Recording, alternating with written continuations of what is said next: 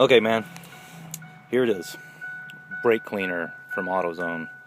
That's what I got. Got the little pointy thing here.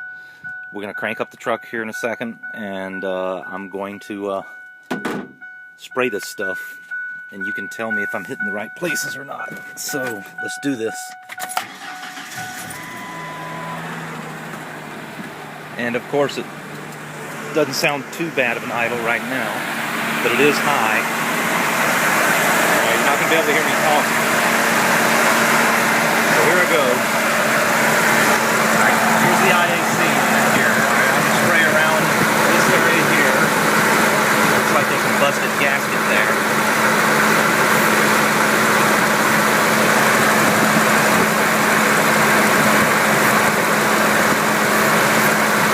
No effect. No effect whatsoever there.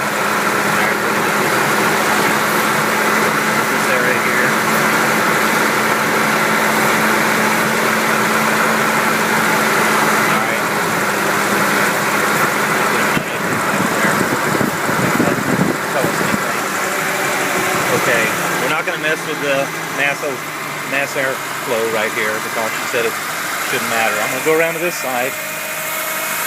So you can see the manifolds here. I'm going to spray along top of there,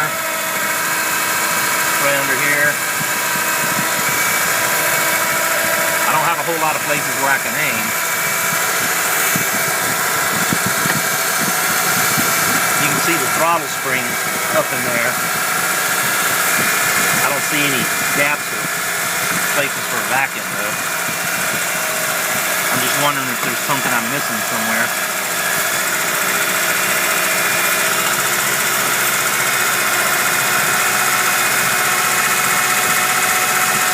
Nothing in there. You see any hoses that I'm not seeing? Let's go around this other side.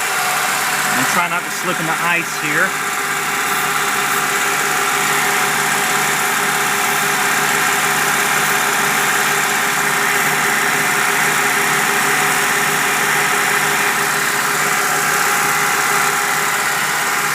I'm not getting anything. Whoa, wait. Okay, that just changed something. That lowered it though. Shouldn't it go up with this brake fluid? I'm just thinking, shouldn't it have accelerated just then and not decelerated? Since I'm using a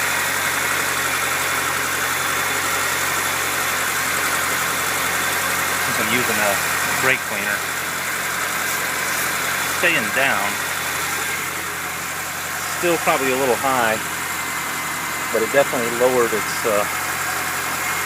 RPMs percent. Anyway, you tell me after looking at this video if you can see any places that I'm not spraying that you think ought to be something to consider. Of course, that leaves me with the only other thing is the possibility of just replacing or pulling back out the IAC unit and either cleaning it out with carb cleaner or just replacing the dang thing since it only costs about $39. Alright, there it is, man. Let me know.